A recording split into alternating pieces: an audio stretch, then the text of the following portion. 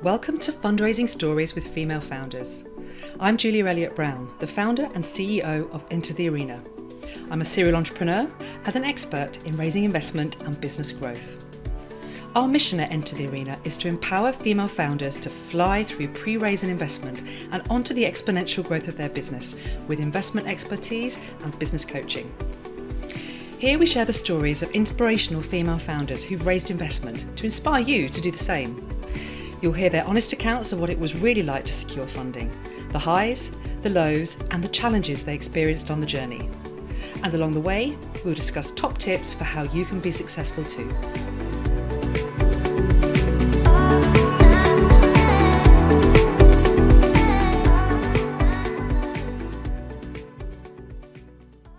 So today I'm speaking with Nicole Smith, the founder and CEO of Flytographer. Flytographer is a global marketplace that connects people with hand-picked local photographers for fun, one-hour photo shoots. They have a community of hand-picked photographers across 6 continents who can meet you wherever you are to capture beautiful photographs and memories, whether you're on holiday or at home. And from small beginnings, Nicole has grown Flytographer into a global business over the last 10 years.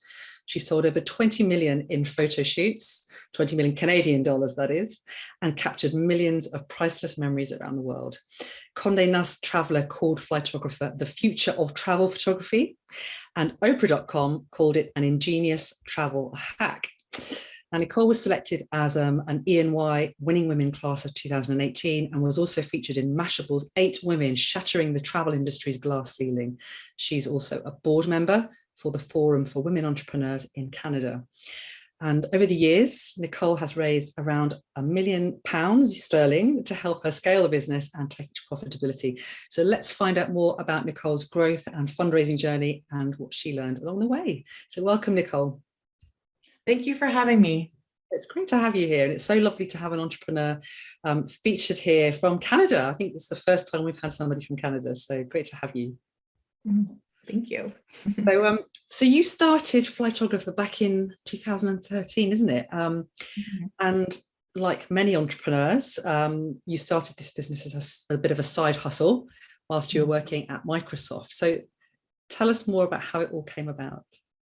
Yeah, I was actually really happy in my global marketing job at Microsoft and had zero intentions of becoming a founder or an entrepreneur. But I just had this idea, it hit me on a trip and I couldn't shake it. And essentially I was in Paris with a friend, tried to get a decent photo together to memorialize the trip, found it really tricky between bad selfies and stranger shots that were just, fortunes and just nothing you'd want to reflect on. And so when I came back from that trip, I had this idea of, wow, wouldn't it be great to hire a local photographer for like just an hour to capture some memories, share some tips about the city.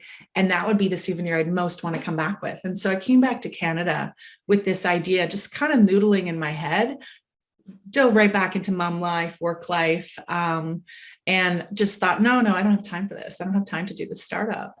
Life is busy, life is good.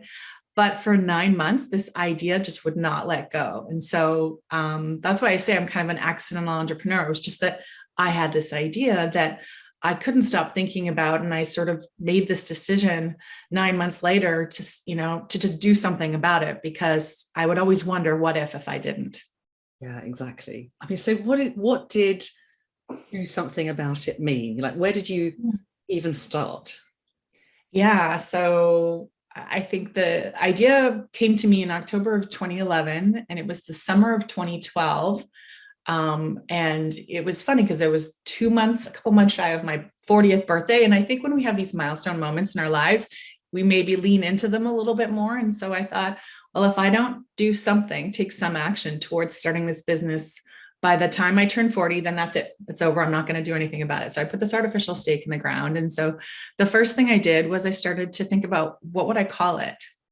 And so I came up with a whole bunch of names, and, it's embarrassing when I think back to some of them, but for whatever reason, Flytographer just seemed to be, encapsulating the spirit of, it's kind of a little bit documentary, fly on the wall, but also a lot of people are traveling there. So the fly kind of aligned with that. So the domain flytographer.com was free. So I went with that.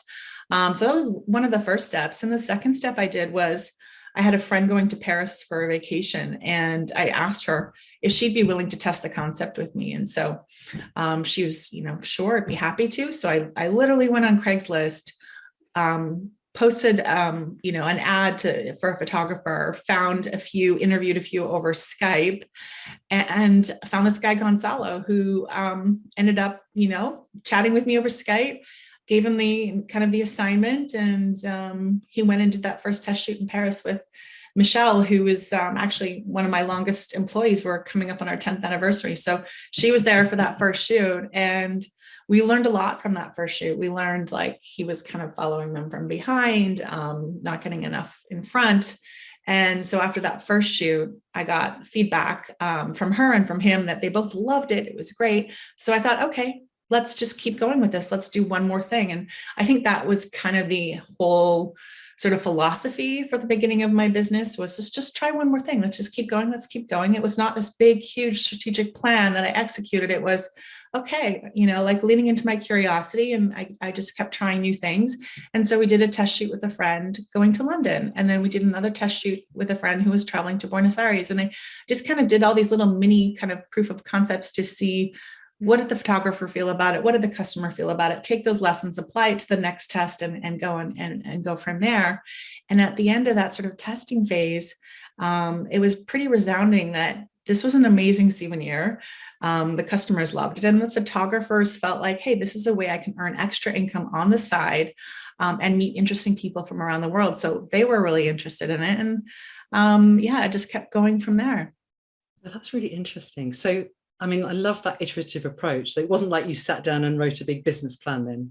No, not at all. And I think the other thing too is I wasn't fully in at that point. I was still like, okay, I have this idea. I always joke around that it's my third child, because it gestated inside of me for 9 months. It burst out. I couldn't contain it. It was just this, it just sort of took this. And I think a lot of entrepreneurs feel that way. They have this idea and they just can't stop thinking about it. And so for me, it was like, I just need to kind of test it and feel it out. But I was really reticent to sort of jump in and disrupt my life with a business. I knew entrepreneurs, and I knew how much of a commitment it was. And I was a single mom with 2 little kids with a great job, and everything was easy and smooth. Not easy, but everything was smooth. And I knew that there's a storm ahead when you're an entrepreneur. And so I really kind of held off for, a while to dive in deeply.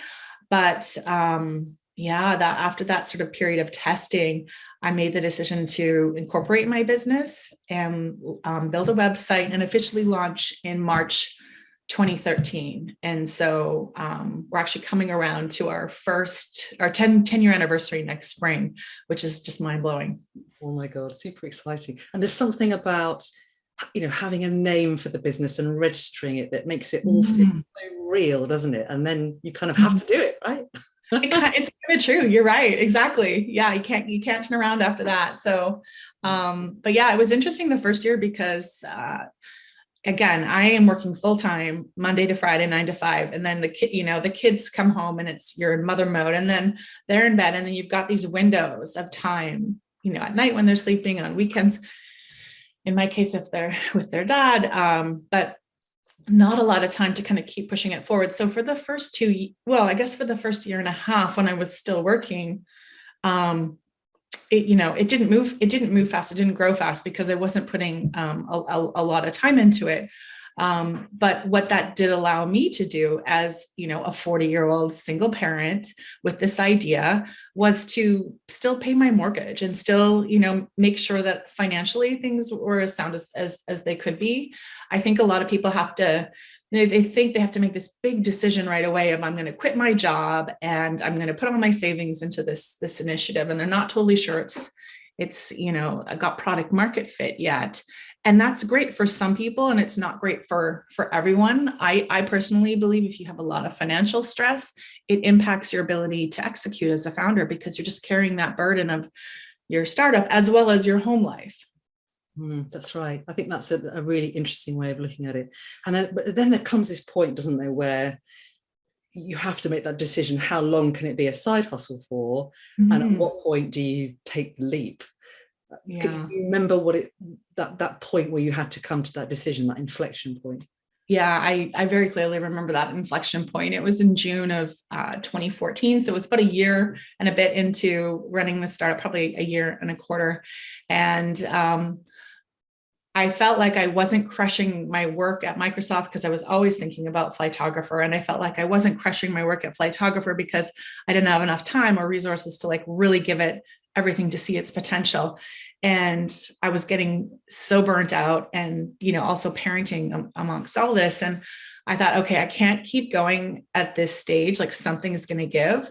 And I really struggled because I wanted the security and the stability. But then I thought, okay, well, what would my 85-year-old self say about this situation? Would I say, okay, well, do the safe thing, because you can always go back and find another job at some point.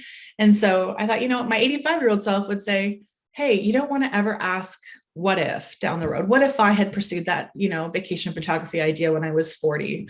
Where would it have gone? And when I think back now, I get goosebumps because I think, oh my gosh, if I hadn't pursued this, like I wouldn't have made all these friends and all these, millions of memories we've captured for customers. So that was my kind of like barometer, was the 85-year-old me. And then, so yeah, I quit my job, and went full force into the startup. And just, at that point, the business wasn't making any money. We were still really early days. I was actually paying a contractor to work for me out of my own bank account. And yeah, it came to the point where my savings started to dwindle down over a 6-month period.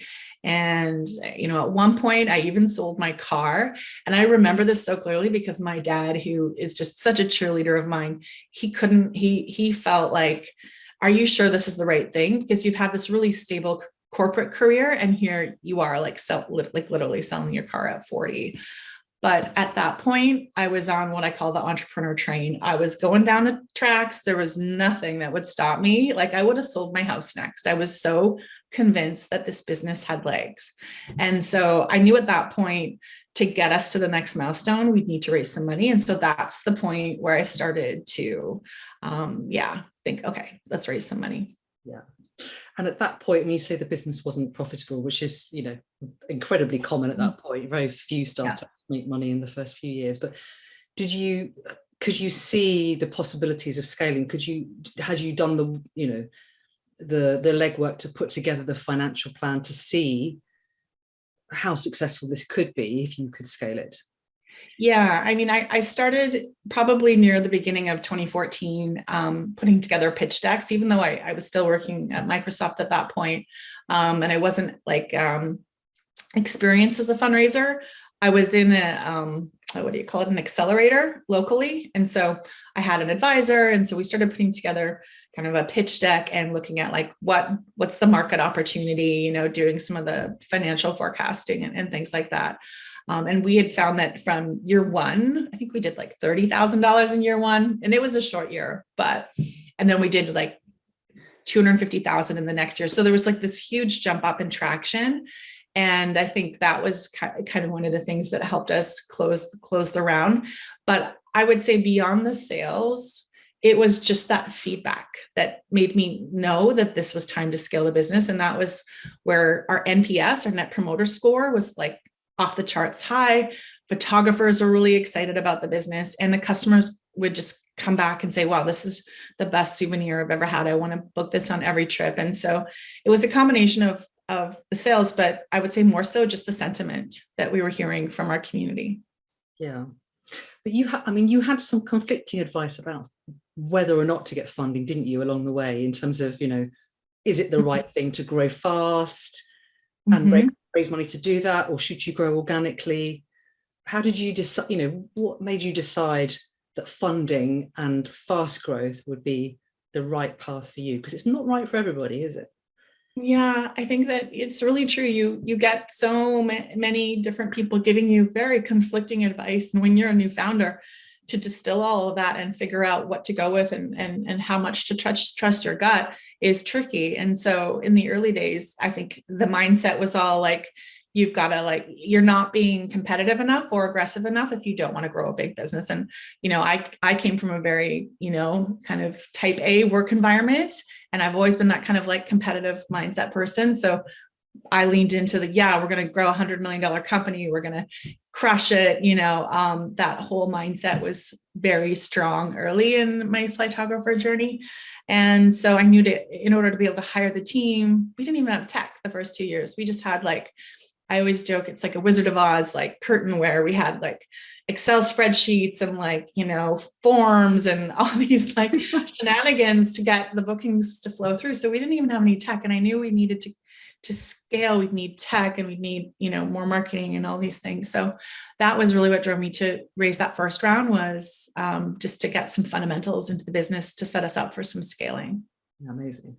All right, so let's talk about that first round then, which you did in 2015, round, and you raised, let me show I've got this right, 650,000 Canadian, which I think is about £400,000. So where did you start?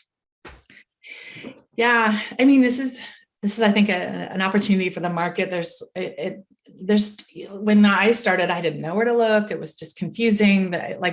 You're not sure what the rules are, the playbook. Everybody has different opinions on everything. It seemed very murky and very foggy.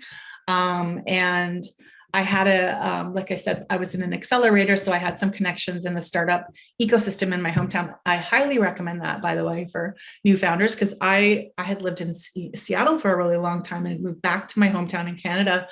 Having worked at a corporate company for 13 years, I didn't know any startup people. So joining this accelerator allowed me to meet friends who were going through similar journeys at that same time. And so that's something that I always recommend, is to plug into your ecosystem so they can kind of help you. But, when you're in those ecosystems, you get to meet a lot of different kinds of investors. And so for me, it was just an overwhelming time period where I felt very emotional about it in those days. I felt like I have this product of this company that I'm really proud of and that my customers love. And as a two-sided marketplace, the photographers love. And I would go into these pitches and I would share, our story. And it felt like you were holding up your baby and they were saying your baby is ugly. That is literally how I felt emotionally the whole time. And I'm like, what? And so it was very demoralizing. And I felt like giving up a lot, to be honest. And I think what I learned afterwards is, you've got to be really intentional about who you bring your pitch to. You need to make sure that their thesis is aligned with what you're trying to do. It's the right person, their stage is at the right stage, that it's a seed or pre-seed, and that they get your product. Because what I found was I would talk to a lot of men and a lot of them just didn't get the product. They didn't understand why someone would pay for this. And so it was really hard to wrap their heads around how this could grow to be a big thing. And funny story, one of them said to me, I just never pay for this. I don't think this is scalable. I really don't get your business model. A week later, he wrote me an email and he said that he told his wife about Flytographer and what the business model was. And she had said to him, that is the best idea I've ever heard. We have to do this when we go to Amsterdam on our family trip. And so he wrote me back and said, well, actually, I thought I'd let you know this. So I think that, in those early stages, being really mindful of who you're talking to and filtering accordingly is really important. That's so interesting. But I'm surprised, actually. I'm surprised to hear that there was such a gender difference between how investors perceive this particular product. It doesn't feel like a particularly female proposition, but then again, if I think about my life and all the relationships I've ever been in, guess who is it that puts all the photos in frames and puts them around the house? Well, I think that's what we see in our company. 85% of our customer bookings are female are women that are booking it. And I think that women are often the chroniclers of family lives. Not always. There's some amazing men in our community that book shoots all the time, but I would say more often than not, it's the women that are the ones thinking about capturing memories, preserving them, putting them on the walls, all of that kind of thing. And so I think that played a role for sure. But isn't that frustrating that when you speak to investors, I mean, this is such a common story, where if they don't get it and it's not something they would buy, They can dismiss it, which is Yeah. crazy, isn't it, really? Because you would think that investors would be more rational beings. Mhm. They really are not. That's been my experience. And I always think about, like, I don't know if you had these in the UK, but when I was a child, they had this doll called the Cabbage Patch doll. And it Yes. was like, okay. So it was the hottest thing when I was in, I don't know, elementary or middle school. And you'd get a birth certificate or with it or whatever, and they sold out everywhere. But I thought that's exactly the kind of thing where, maybe certain people would not understand the potential in something like that, but you're not the person buying the doll. You're not the person, so I kind of liken that to a Flytographer. But it's interesting because in the second round, the story changed a lot. And we had a ton of investors, most of them male, that really saw the potential once we had traction on the table. But you already had traction in 2015. It wasn't that you didn't, but was it just a little too early, you think, for the... I think so. I think it wasn't enough traction. And I mean, I remember going to Silicon Valley, and in those days, I was thinking I need to get VC dollars, and I, changed my thinking on that a lot. But in those days, it was, you get introduced to all these VCs, you tell them about your business. And I remember one saying, "Oh, well, why don't you come talk to me when you're doing $100,000 a month run rate?" I was like, "Okay." So like a year later, I came back and I'm like, "I'm doing $150,000 run rate." He's like, "Oh, why don't you come back when you're doing like 400,000?" I'm just like, I don't know. Okay. I think sometimes it's just not a fit, and maybe it's hard for people to be really upfront, but you just got to shake it off at the end of the day. If it's not a fit, it's not a fit, and you'll find the right ones eventually. Who was the fit for you on that first round then? Who did you find that really got what you did? Yeah, so the first round was interesting because every kind of institutional or like angel in our community, and in kind of Western Canada and back east, was not as excited about the concept in the early days. And who ended up funding the business were ironically customers who absolutely loved it, who reached out and said, "Hey, I just want you to know I love your business. If you're ever raising money, let me know." And so that was, and then we had friends and family that were, betting on me because they knew me, and they're like, "Yeah, I think this is a great idea, but I also want to bet on you." So it was a mix of kind of customers and friends and family that got us to that first round. Yeah. And do you remember how many investors you had on that first round? Yeah, there was 8. 8. Okay, so Yeah. that's a manageable number. I was going to ask you if you ever considered crowdfunding at that point. I don't know if that's a thing in Canada. Yeah, it is a thing here, and I had not considered it at that time, but probably would have been my next move if the angel round didn't come together.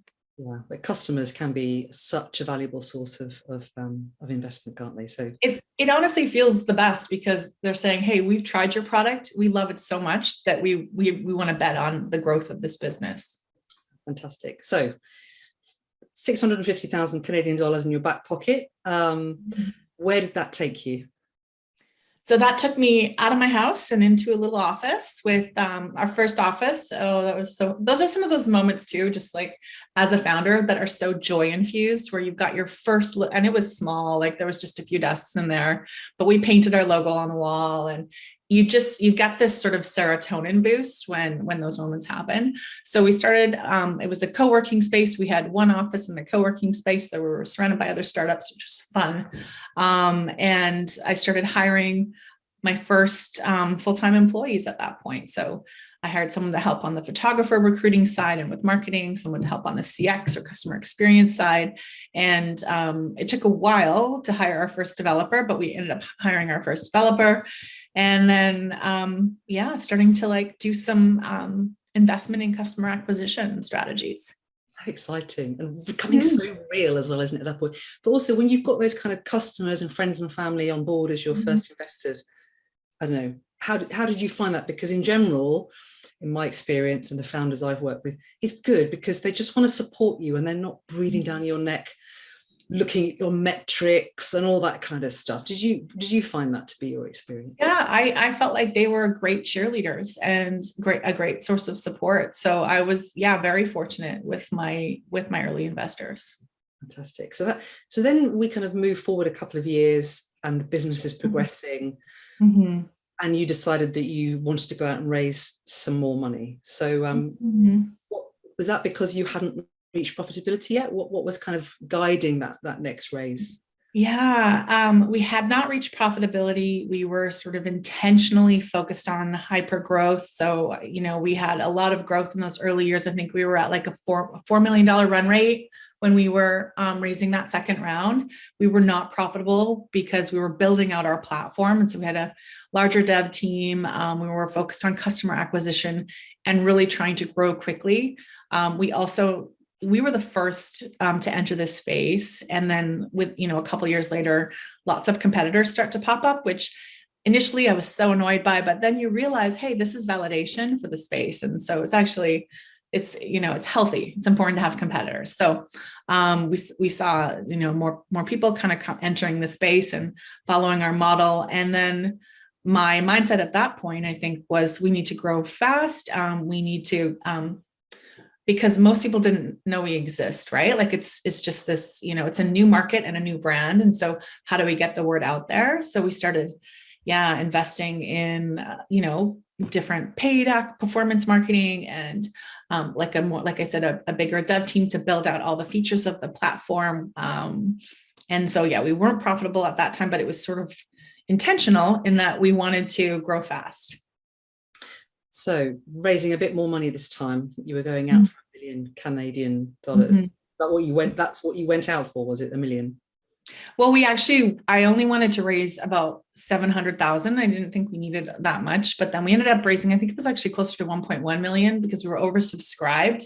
And we had people asking. It was such a different experience than the first time where you were just like, hustling. And the second time, the conversations were a lot quicker. I remember my one investor who I had a phone call with them. I hung up the phone and she emailed me, yeah, we're in.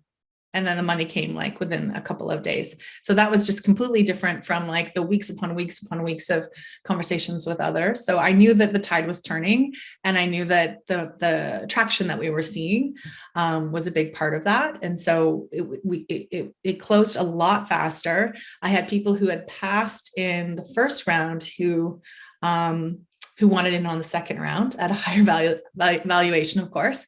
And so we ended up being oversubscribed for that second round and ended 2018 with it was close to 1.1. That's fantastic. Mm-hmm. And I'm sure the question that's on many people's mind is, what level of traction do you need to get to start having those conversations which lead very rapidly to a yes? Mm-hmm. I think for us, it was just top line revenue growth, right? So year over year, there was this sort of like 2x, 3x, depending on the year of growth. And the fact that we had only taken a very small piece of the pie at that point, that there was a ton of upside. So I think that was really what excited most investors. So it's that acceleration. And I think this is a really important point, because people always say to me, well, Julia, what traction do I need to get? And I think that what you said is absolutely bang on. It's not about the absolute number that you're at. It's about the momentum that you're getting.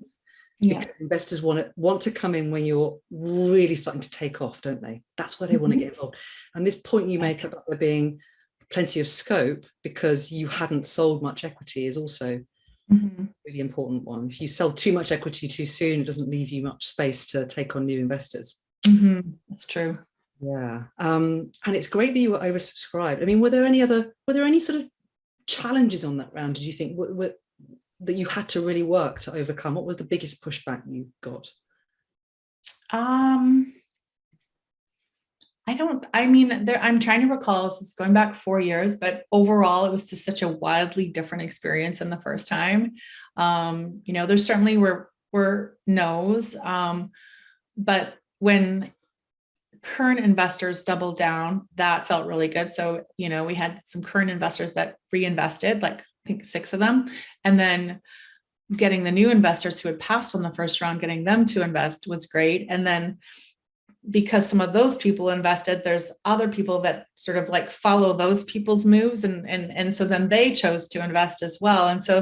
And then actually there was this other great thing that happened that year was I was part of this pitch contest for the Forum, which is the organization I'm now on the board for. And it's a Canadian organization that supports women entrepreneurs across the country. And they have a pitch contest every year. And I won the pitch contest. It was televised, like it's a big kind of high event locally. And so that also helped with investor interest and helped closing things. So that was another thing I should have mentioned that added to the round being oversubscribed. So is that kind of like a Dragon's Den type? 100%. It's like a mini Dragon's Den, and they have it in this Fairmont Hotel in Vancouver every year. There's like, I don't know, 600 or 700 people in the audience, and then it's now televised as well. And it's over a 4-month period where you kind of are a big group of people and a smaller, and then down to 3 finalists that pitch on stage that night. And there's, you know, some dragon type folks on the stage that sort of question you.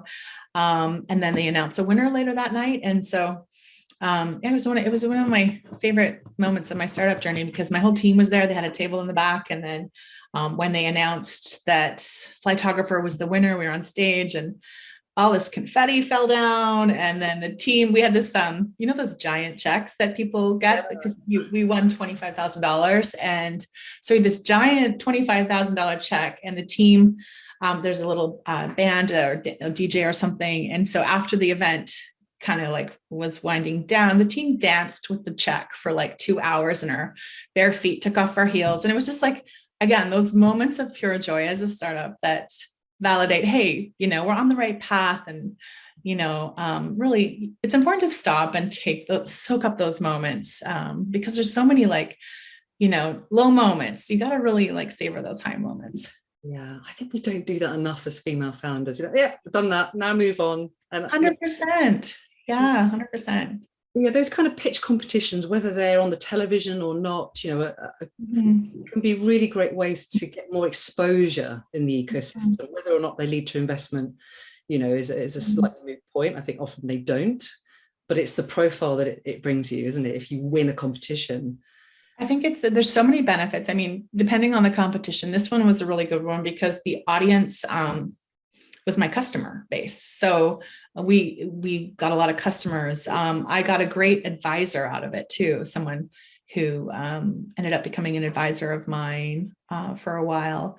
So I think, yeah, there's multiple benefits. It's a great way to get it out there. And it's also a really great life experience to practice pitching your business. I fundamentally believe that every founder should have a really tight elevator pitch that their whole team knows that that just describes the value prop of their company really quickly. So the more you speak and the more you practice this, whether you're in an elevator or just, you know, in a pitch contest, it just comes out really naturally because you've practiced it so much. Yeah, I couldn't agree more, Nicole. I mean, you know, you're in your 40s, female, solo, non-technical founder. Did you ever feel that any of those things raised eyebrows or counted against you in the process, or did you not experience any of that kind of bias?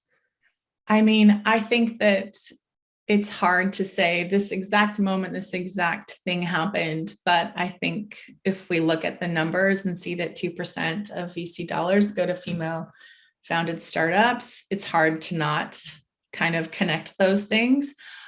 Personally, I think it's hard to know. Like there was an exact moment of someone being like, oh, you're this profile. So I'm not, like, people are not going to say that to your face. So, but I do think that when you look like the archetype, there's a lot of pattern matching in Silicon Valley, for example. And so I wasn't part of the pattern at all. So I think that definitely, it makes it a little, you have to hustle a little harder. Yeah, like you say, so you don't fit the pattern and your business doesn't fit what they are either. So you have to work a little harder, right? There's no pattern matching. And I think what that does, though, it forces you to build a stronger business because you don't get the sort of the pass that maybe some other people might get. And you have to build a strong business that is solving a true problem that customers want to pay money for. You have to, you know, scale your business in a way that, you know, is going to be profitable at some point and has a big market opportunity. And you have to really, like, you know, I think focus on the fundamentals, and it's not as easy, but you end up with a strong business. So it's not all bad. Yeah, I think that's an interesting point. And I think that's probably a big part of the reason why female-led businesses do totally outperform male-led businesses, because we haven't had that free pass. So it's the cream, you know, the creme de la creme that are rising to the top and are much less likely to fail because Yeah. of businesses. So do you think, looking back, do you think you made the right decision raising investment? Oh, I do, because I think that, I mean, even right now, like we're experiencing explosive growth again, now with travel reopening. And if we didn't have our booking system and our platform and all these things set up, we wouldn't be able to sort of scale to the next level. So the money allowed us to build out a robust booking platform, allowed us to get a larger customer base and hire some key roles on the team. And I think we would have grown a lot slower if we weren't able to do that. So I think for sure. But having said that, as I mentioned earlier, we don't plan to raise again. So we're at that. We've come over that tipping point where we're profitable now, and there's no intention at this point to raise more money. That's it. I mean, I think that's great. But do you get any pressure from investors to grow faster by raising more, or are they comfortable with the trajectory now that you're looking at, now you're profitable? Yeah, I mean, they're all really happy at this point because, I mean, first of all, we survived COVID, which almost took us out. But secondly, we're not only growing really quickly, but we are profitable. And I think a lot of people I think there's a bit of a reckoning happening right now, given that there's been a lot of money pumped into the VC ecosystem in the last year, especially, and people are starting to see, okay, well, what are the actual unit economics? Are these actually profitable, or what's going on here? So I think people are leaning more towards sustainable growth as a trend in general these days. So that's what I've been seeing. So I think my investors are all on board, and as long as I keep growing the business and provide, it's profitable, then it's good. I think you're right. A bit of a correction going on in the market after the gold rush of, I mean, so many companies that went stellar during the pandemic that can't sustain that. So I mean, and what about in Canada? Do you have many women investing in Canada? What does the profile of investors look like there? There's way more men for sure. And I think especially the larger checks there's a lot more men. There is, I think, more interest now than ever in women becoming angels. So in my town, there's a small group of angel investors that have a bit of a group together. So you're seeing more of that. I personally started angel investing as well in the last year. And I think that the more we can, even, at the angel level, be betting on these women that we know, like there's this one woman that I invested in that I love her business and I think she's the right person to do it. And I think it's a huge opportunity, but she's sort of gone through my journey where a lot of the investors she's talking to don't see it yet. And so I'm so happy to give her, it's not a big check, but to give her a check, but also just to sit there and to cheerlead hard for her and open doors for her. And I think that's another big thing that will help our ecosystem is more women that have, learned a few lessons and can then reinvest back into their sisters coming up behind them. Yeah, I think women are good at that. We want to bring everyone else along with us, right? So absolutely. More of us that are successful and pump the money back, the better. Yeah. Mm-hmm. So, and what's the global ambition? I mean, where, can we book a Flytographer photographer in the UK yet? Are you prevalent here, or is that on the? Well, you've actually been able to book one there since 2013. So we are, we're in almost 400 cities, and we've been in hundreds of cities for years. So we're global. We were global from day one, and we've just been expanding our footprint.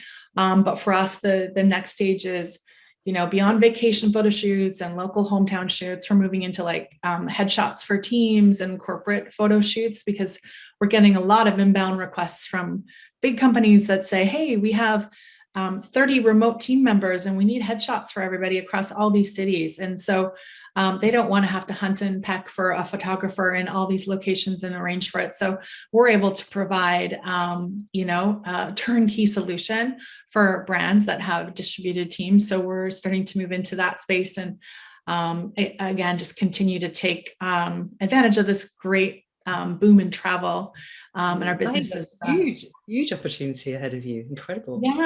yeah, there's lots of opportunities. So it's a really exciting time. And I think, because of what's happened in the last 2 years, we've been able to kind of really operationally tighten things up and really think about profitability and think about how do we continue to scale this business, but at a sustainable level that's profitable, and also feels really good for the team, that we're happy, that we're enjoying what we do. And I think those things matter more than ever. And any regrets about taking the leap and leaving Microsoft into the world of entrepreneurship? Zero. Zero. I'm so glad. I can't imagine if I had not at this point. Well, congratulations on all the success you've achieved so far. And we wish you all the very best for the future. Thank you so much for sharing your story. It's been a pleasure. Oh, it's been my pleasure. Thank you, Julia. Thanks for following Fundraising Stories with Female Founders. This content is all provided to you for free, so if you've enjoyed today's episode, please subscribe so you never miss another one. Enter the Arena has helped hundreds of female founders fly through pre-raise and investment and onto the exponential growth of their business.